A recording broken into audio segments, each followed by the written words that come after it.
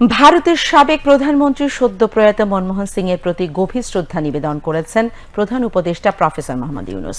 আজ সকালে ভারতীয় হাই কমিশনে প্রয়াত মনমোহন সিং এর প্রতিকৃতিতে পুষ্পস্তবক অর্পণ করে শ্রদ্ধা নিবেদন করেন তিনি। এর সময় হাই কমিশনে খোলা শোক বইয়ে শোক বার্তাও লিখেন প্রধান উপদেষ্টা। এর আগে ভারতীয় হাই কমিশনার প্রণয় ভার্মা প্রধান উপদেষ্টাকে স্বাগত জানান।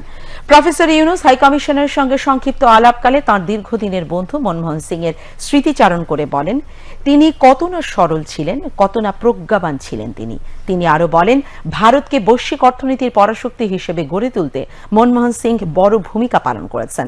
মনমোহন সিং ২৬ ডিসেম্বর দিল্লির একটি হাসপাতালে মারা যান। মার্কিন যুক্তরাষ্ট্রের সাবেক প্রেসিডেন্ট নোবেল বিজয়ী জিমি কার্টারের প্রতি গভীর শ্রদ্ধা নিবেদন করেছেন প্রধান উপদেষ্টা প্রফেসর মোহাম্মদ ইউনূস।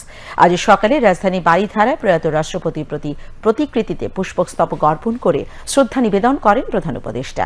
এর সময় দূতাবাসে খোলা শোক বইয়ে একটি শোক বার্তা লেখেন তিনি। এর আগে দূতাবাসে প্রধান উপদেষ্টাকে স্বাগত জানান মার্কিন যুক্তরাষ্ট্রের চার্জ দ্য অ্যাফেয়ার্স মেগান বোল্টন। প্রধান উপদেষ্টা জিমি কার্টারের সঙ্গে তার দীর্ঘ বন্ধুত্বের কথা স্মরণ করে বলেন, তিনি জর্জিয়া কার্টারের বাড়িতে গিয়েছিলেন। প্রধান উপদেষ্টা বলেন, কার্টার ছিলেন মানবাধিকার, গণতন্ত্র এবং শান্তির বিশ্ব চ্যাম্পিয়ন।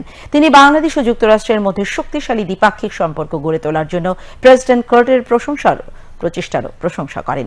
প্রফেসর ইউনূস ১৯৮৬ সালে প্রেসিডেন্ট কার্টারের বাংলাদেশ সফরের কথাও স্মরণ করেন এবং কার্টার সেন্টারের মাধ্যমে এখানে তার কাজের প্রশংসা করেন। শনিবার মারা যান যুক্তরাষ্ট্রের সাবেক প্রেসিডেন্ট জিমি কার্টার।